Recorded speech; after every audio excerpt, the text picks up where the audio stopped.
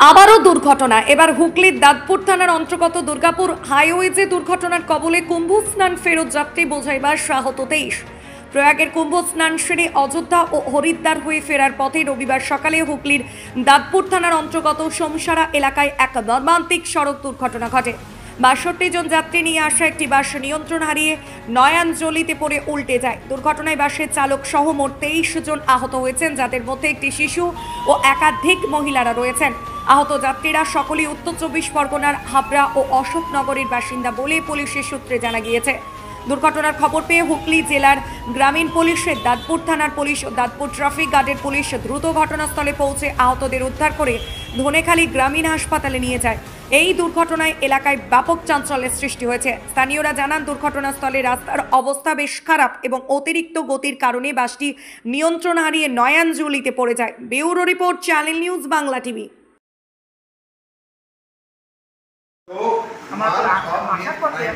কোথায় গেছিলেন? আচ্ছা,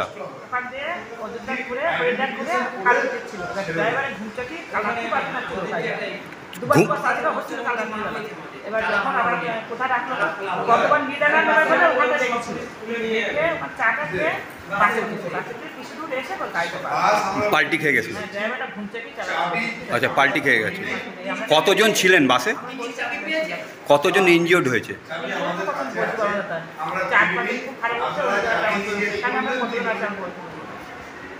তো আপনাদের বাড়ি কোথায়? উত্তর ২৪ পরগনা, গাইঘাটা, উত্তর ২৪ পরগনা। আপনার নাম কি? হ্যাঁ, কোথায়?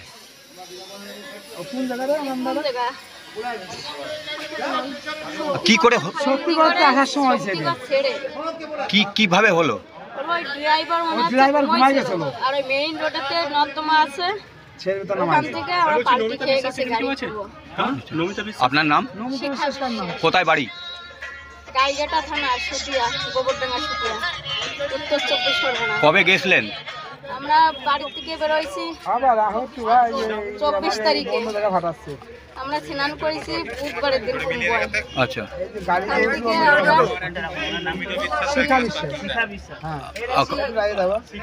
ওখান থেকে কুম্ভ রাম মন্দিরে গেছি। রাম মন্দিরের থেকে ফিরে আমরা গয়া হয়েছি। গয়ার থেকে কালকে রাত্রি আমরা রওনা হয়েছি। এই সকালবেলা এই ঘটনাটা। কজন হয়েছে? আমরা ৬৫ জন। ৬৫ কজন ইনজিওর্ড হয়েছে?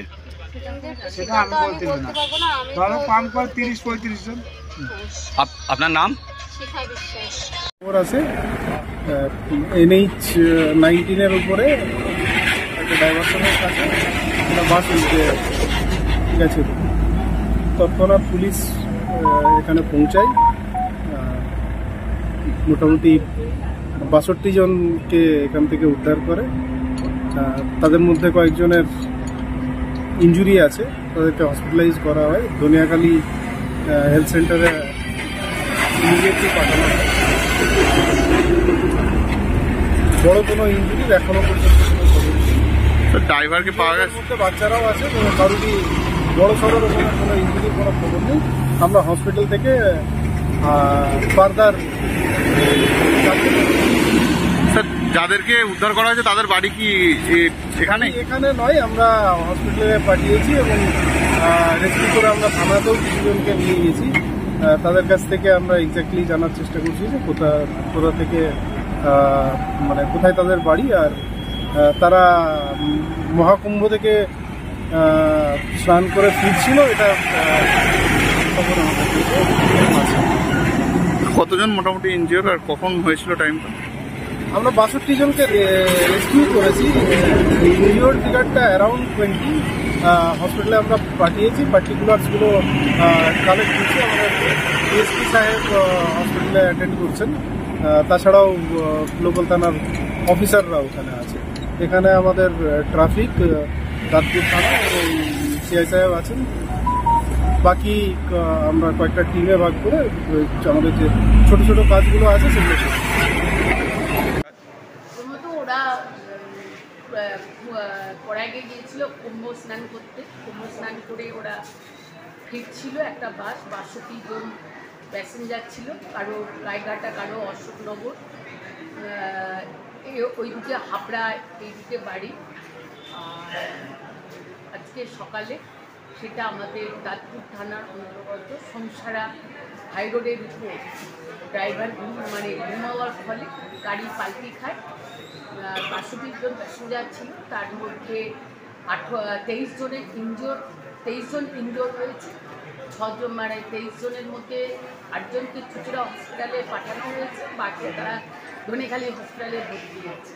এবং আমাদের সঙ্গে সঙ্গে গাড়ি পাল্টি হওয়ার সঙ্গে সঙ্গে ওখানকার প্রশাসন অ্যান্ড লোকাল যারা স্থানীয় বাসিন্দা তারা তাদের মানে সঙ্গে সঙ্গে তাদের উদ্ধার করে তারা ধনেখালি হসপিটালে পাঠায়। কেউ হতাহতের কোনো খবর আছে?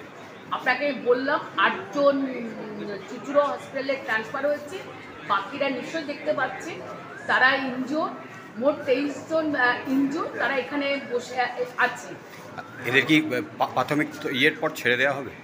হ্যাঁ, প্রাথমিক চিকিৎসা ডাক্তারদের ব্যাপার, ডাক্তারবাবুদের ব্যাপার, এটা তো আমি বলতে পারি না।